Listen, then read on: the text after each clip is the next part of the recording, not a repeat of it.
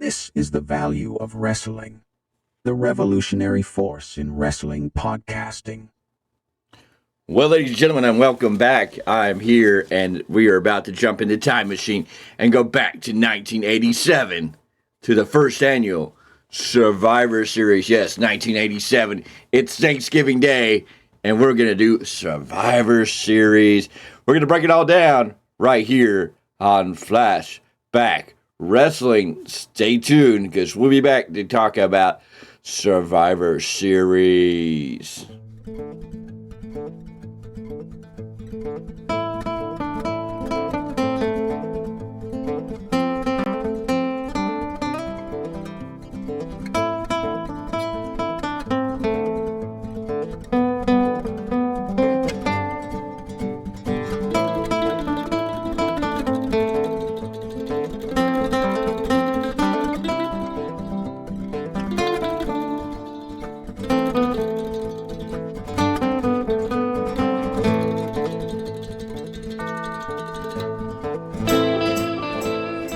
Oh, yes, ladies and gentlemen, I thank you for joining me, and I thank you for being here. Thank you for taking time out of your day and your busy holiday season. Yes, it's in full swing. Thanksgiving is just a couple days away, and we need to talk about the Thanksgiving tradition that took place every year for many years in the WWE. On Thanksgiving Day, everybody would get together and celebrate Thanksgiving. They'd have a big turkey dinner.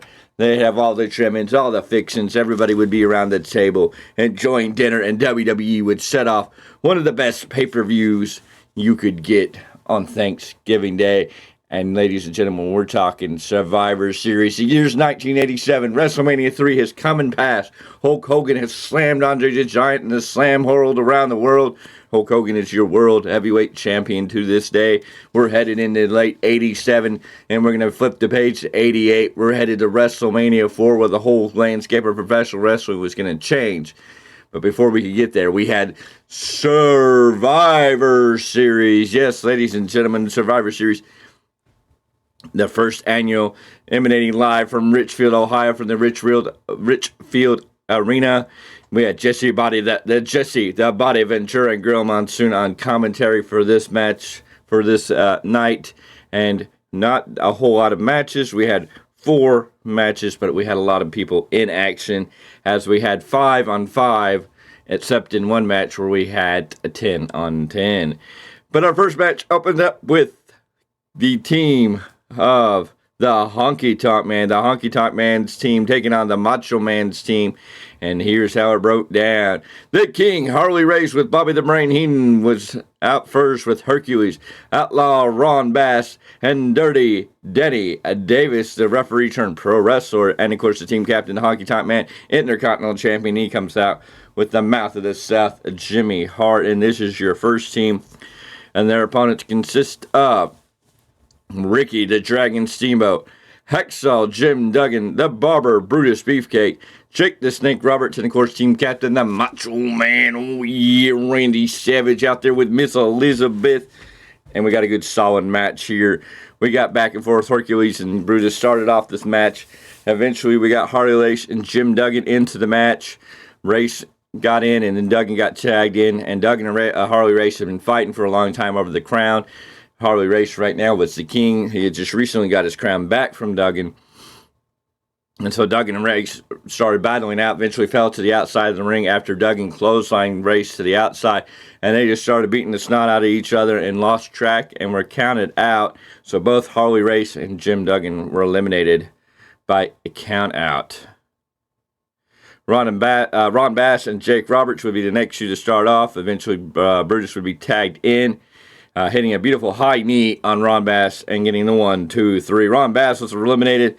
Honky Tonk Man would get in and hit the shake, rattle, and roll on a dizzy beefcake for the pin, and the beefcake would get eliminated. Eventually, we get Jake the Snake Roberts in with Danny Davis. He'd hit the beautiful DDT, which the fans were screaming for, and dangerous. Danny Davis got eliminated by Roberts here. Eventually, we got Hercules in the ring. He got dropped down the ring, and Savage drops the big elbow, eliminating Hercules. Honky Tonk Man gets in there and gets beat up. and eventually falls out of the ring and walks off with Jimmy Hart and his Intercontinental title to live another day for a count-out. Honky Tonks eliminated, and the winners and survivors of this match were the Macho Man Randy Savage, Ricky the Dragon Steamboat, and Jake the Snake Roberts. Very good match, your very basic match, your first ever Survivor Series match. It set the pace here. It was a decent match here for what it was. It had some storylines they were continuing. Duggan and Harley Race's storyline, the Honky Tonk Man and being the Intercontinental Champion, Macho Man being the former Intercontinental Champion. They were continuing their story before Macho would go on to WrestleMania 4 and on to bigger and better things. But this was a great 3-star match. It was what you expected of all these guys. And we have Macho Man, Jake the Snake Roberts, and Ricky the Dragon Steamboat as your survivors from this team. A beautiful moment in time. All right. Next up is we got the women's. We got a women's Survivor Series match, a 5-on-5 here. We had the Glamour Girls, who were the WWF Women's Tag Team Champions. Yes, the WWF had Tag Team Champions at this time.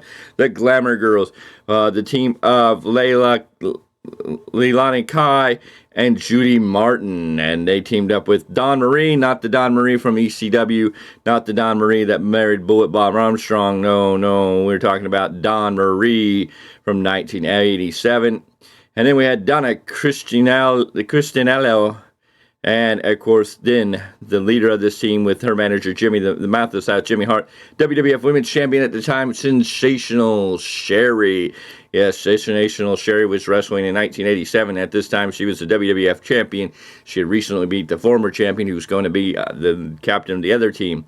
On the other team, we had Velvet McIntyre, no relation to one Drew McIntyre. We had Rockin' Robin, who actually is related to Jake the Snake Roberts. And then we had from Japan the Jumping Bomb Angels. The Jumping Bomb Angels were here from Japan. And, of course, the captain of this team was the former WWF Women's Champion, one of the longest reigning, if not the longest reigning champion ever in WWF history, the Fabulous Moolah. This match was very quick paced. These girls were just going, very fast paced, quick tags, quick moves. It wasn't the most beautiful match, but it was very fast paced in the style. Donna Christinello was eliminated first by Velvet McIntyre.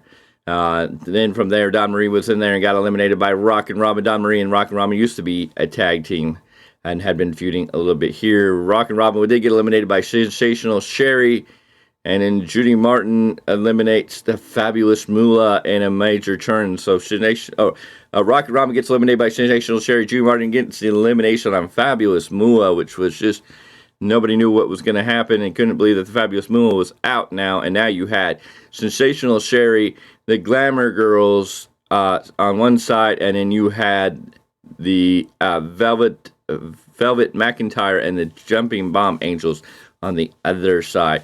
We got a weird pin here when the bell rings, but it wasn't a pinfall, so we continued on. Velvet McIntyre got a big giant swing on, I believe, who was Leilani Kai at the time. Sensational Sherry would eventually get in and eliminate. Sensational Sherry would eventually get in the ring and get eliminated by Velvet McIntyre. Velvet McIntyre would then get eliminated by Leilani Kai. One of the Bomb Angels would eventually eliminate Leilani Kai, and then the team of the Jumping Bomb Angels together were able to eliminate Judy Martin, and they were the sole survivors. The Jumping Bomb Angels, a great tag team, 2 females here from Japan, calling themselves the Jumping Bomb Angels, did a great show here, had a great spotlight to showcase themselves, and were the sole survivors of this match. This was definitely like a 2-star match. It was really fast, really quick pace, in the style that you want to see this. It was what it was. It was Survivor Series, and we got the Jumping Bomb Angels. Didn't really catch their names. The commentary team didn't really say their names too much at a time to tell us what we should call them. From there, we got the largest Survivor Series match I think we'd ever see. I don't know. I think they did this one more time. I don't recall if they did this in '88 at the next Survivor Series, but I know they did it here. Of course, this was the first 5-on-5, so next year would have gone 4-on-4. So I don't know if they would have done this, but we got a 5-on-5 tag team style. So 5 tag teams versus 5 tag teams, giving you 20 men at ringside in this one. Not only just the managers that would come out. So for the rules for this match, it was simple. When one person of any team got eliminated, the other member would be eliminated, and the whole team would be gone from this match, probably to make this a little quicker than everybody getting pinned, because that would probably take a really long time. Anyways, we start off in the ring with the Bolsheviks. The Bolsheviks start off in the ring. Here, they are out here with this Slickster. We had Nikolai Volkov and Boris Zhukov. I forgot Boris's last name there, but it was the Bolsheviks. They sang the Russian national anthem, and then the rest of the teams came down. The new dream team of Greg the Hammer Valentine and Dino Bravo came down with Johnny B, Demolition, Axe and Smash with Mr. Fuji, the Islanders of Haku and Tama, better known as the Tonga Kid, but was being referred to as Tama here, came out with Bobby the Brain Heenan. And, of course, the Mouth of the South, Jimmy Hart, came out with the Hart Foundation, the former WWF Tag Team Champions, Bret the Hitman Hart, Jim the Anvil Knight Hart, and this was your team led by the Hart Foundation. Their opponents for tonight were the Killer Bees, Jumping Jim Bronzell and Brian B. Blair, the fabulous Rougeau brothers, Jacques and Raymond Rougeau, the Young Stallions of Paul Roma and Jim Powers, the British Bulldogs, the Davey Boy Smith and the Dynamite Kid, and then the leaders and the current WWF Tag Team Champions, Strike Force, Tino Santana and Rick Martel. Yes. So a lot of guys in the ring, a lot of stuff going on here. The Bolsheviks get eliminated pretty early. Tino Santana picks up the pin on Boris, and both the Bolsheviks are eliminated. Axe eventually pins Jacques Rougeau of the fabulous Rougeau brothers, and now the Rougeau brothers are eliminated. Demolition gets DQ'd and are eliminated with Mr. Fuji and Smash. Smash attacks a referee or goes after a referee, allowing for the call for Demolition to be eliminated. Jim the Anvil Neidhart pins one half of the tag team champions and Tino Santana, eliminating Strike Force. And so now we look at the team on one side going, oh no, their team captains are gone. What is going to happen? Eventually we get Haku in the ring and he pins the Dynamite Kid, and the British Bulldogs are now eliminated. Paul Roma gets the upper hand and pins Greg the Hammer Valentine, and the new Dream Team is eliminated.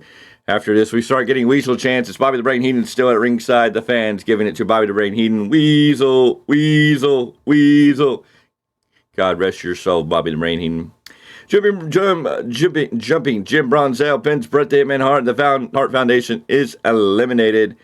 And eventually, to end it all out, Brian B. Blair, under a mask, switching out with Jumping Jim Bronzell, was in the ring. He put on the Killer Bee mask.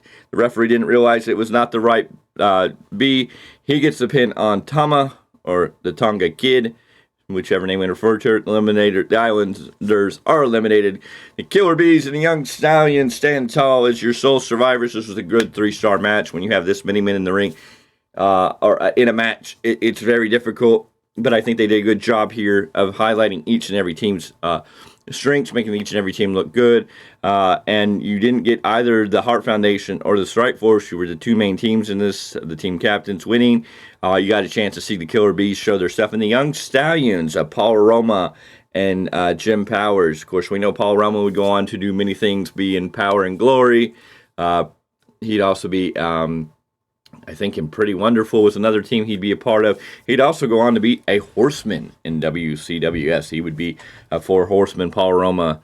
So a great showing here for all these guys. Jim Powers, unfortunately, wouldn't really be going on to be much. The Killer Bees would stick around a little while longer in the WWF before disappearing and fading off into WWF history.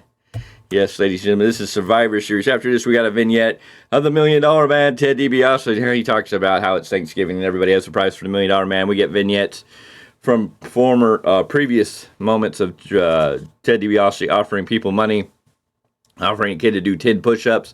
Kid makes 9. They had the little kid who did the basketball, who only got to 14 before the $1 Million Man kicked the ball. We had a lady that he made bark like a dog, and of course, the infamous Rob Van Dam moment where he kissed the $1 Million Man's foot. So we got the $1 Million Man in a little vignette talking about how everybody prizes the prize and that he's thankful for money and what money can buy for him. What a great moment. Anyways, from there we go into the main event, the final match of the night. Yes, ladies and gentlemen, it's Team Andre versus Team Hulk Hogan. So we get into it. We have... coming down to the ringside first with Bobby the Brain Heenan, Rick Rude and King Kong Bundy. The Ravishing One, Rick Rude and King Kong Bundy, part of Bobby Heenan's camp. And they're followed by the Slickster, who brings us the Natural, Butch Reed, and the One Man Gang. Yes, this is One Man Gang's time prior to going to Africa and being changed over to Akeem the Dream. Yes, the One Man Gang. And of course, Bobby Heenan gets on the mic and introduces us to the uncrowned and future WWF champion, which would sort of happen as Andre would have a match with Hogan where he would win the belt, but eventually sell it to the $1 Million Man, which would vacate the belt and lead into the tournament that happened at WrestleMania 4 and changed the course of history in the world of professional wrestling at this point, marking the Macho Man in his run as champion before he would become the Macho King and a little crazy with all the issues between him and Hulk Hogan at that time. But this is 87. We're not in 88 or 89 just yet, but here we are in 1987. Thanksgiving. We're at Survivor Series. We have Andre's team in the ring, and here comes Hogan's team.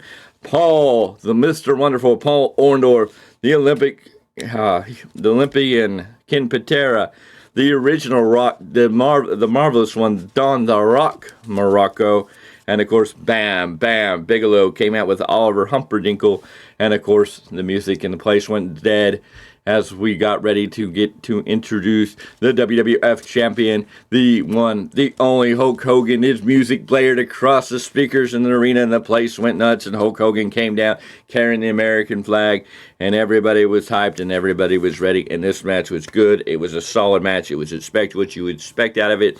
All these other ones didn't really tell a story. This one had more of a story to tell. Anyways, we start off early. Hulk Hogan gets the pin on Butch Reed, eliminating Reed. One Man Gang then eventually eliminates Ken Patera. Rick Rude gets pinned by Paul Orndorff. Rick Rude pins Paul Orndorff, eliminating him. So Ken Patera and Orndorff have been gone and Reed. So we have a 5-on-4. Don Morocco eventually gets the pin on Rick Rude. And then the One Man Gang gets the pin on Don Morocco. This leaves us with Hogan and Bam Bam Bigelow against Andre the Giant, King Kong Bundy, and the One Man Gang. And the moment is set up, and we finally get Hogan and Andre in the ring for the first time. But then Hogan's taking down Andre, but he gets blindsided by King Kong Bundy, who pulls him out of the ring when he's trying to go for a move. And then he fights with Bundy, and then One Man Gang comes over, and he fights with One Man Gang. He's about to get in the ring. The count's up to 6. Hogan then gets stopped by King Kong Bundy. He's fighting King Kong Bundy, and eventually he gets counted out. And I'm sorry for the cat. It happens. So Hogan gets counted out, and that leaves Bigelow alone by himself against Andre the Giant, King Kong Bundy, and One Man Gang. And Bigelow gets to showcase himself here as he overcomes the odds and gets a pin on Bam Bam eventually gets a pin on Big King Kong Bundy. And then it's him and One Man Gang. He eventually works out and was able to pull off a pin on the One Man Gang, eliminating him. And now it's down to Andre and Bam Bam Bigelow. Bam Bam Bigelow with a great story here, getting the showcase. It didn't look like he could win, and then he made his chance, and now it's just Bam Bam and Andre. And what a moment this was, but eventually Andre takes down Bam Bam Bigelow. Andre wins. Andre gets to be the sole survivor for his team. Andre stuns tall until Hulk Hogan returns after the match. He goes after Andre. He starts whacking Andre with the world title, knocking Andre out of the ring. Andre takes off the back with Bobby the Brain Heenan, and Hogan is left to celebrate in the ring. And what a moment it was. It was a good 3-star match between all these men. It had a good story to it.